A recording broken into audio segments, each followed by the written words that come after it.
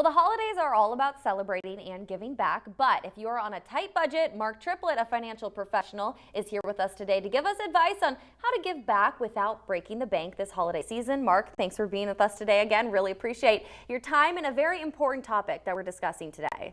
Yeah, thanks for having me. I'm really excited about it. I love the holiday season. It's one of my favorite times of the year. Yeah, me too. I love the holiday season, and I feel like it's something everybody always wants to give back and give back. However, we know that, especially, this year, we know holiday spending is going to be just crazy. So tell us, what are some ways that people can still give back, all while being, cognizant of their money? Well, first of all, let's realize what the season's all about. It's all about connection and gratitude and community.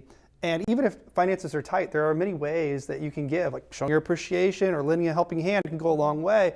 And not only for others, but also to enhance your own joy and self-fulfillment during that season.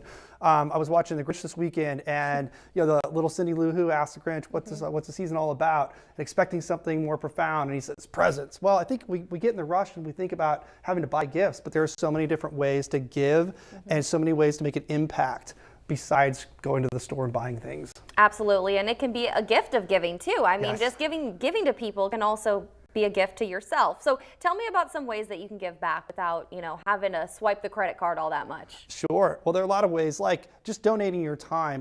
We all have 24 hours in a day, whether you have pennies in your pocket or millions in the bank. We all have the same amount of resource in terms of time. And so to me, it seems like it's one of the most valuable things you can give. So maybe families can volunteer together at a shelter or a food bank, or gather up gently used blankets or coats and donate those. One of the memories that I have of my son is when we filled Samaritan purse boxes. We took him to the dollar store and let him pick out little things for somebody special. I love that. And that was so much fun. It was one of the best memories we have together. I love that. And you talked about an experience with your own kids. How do you recommend having that conversation with your kids about giving back and how it's an important time or important thing to do at this time of the year?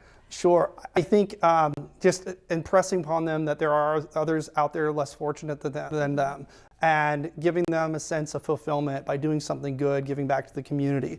There are a lot of ways to do that as a family. When I was growing up, we had a gentleman who lived across the street. He was a bit of a hermit, and we would bake cookies and take them over to him. And I know that made a huge impact on his life and on ours as well. And I always watched my parents, doing things. We didn't have a lot of money growing up on the farm, but we didn't know that at the time. But they did all kinds of things to help the community, taking meals to seniors or just volunteering at church and things like that are so much more important than monetary giving or buying gifts. Absolutely. What are some other things that you want to talk about in terms of giving back? I mean, from a financial professional, people spend a lot of money this time of the year, but you're always looking for ways to tighten up. So what are some other perspectives that I'm not asking you about? Even around our household, we make a spreadsheet of all of the folks that we want to buy gifts for, and then assign a budget. And then as we go through that, we cross that list off. One of the ways to keep things realistic for everybody in our family is to have a secret sibling. So we pick names out of a hat, and then we buy something for that sibling, rather than feeling like we have to buy gifts for everybody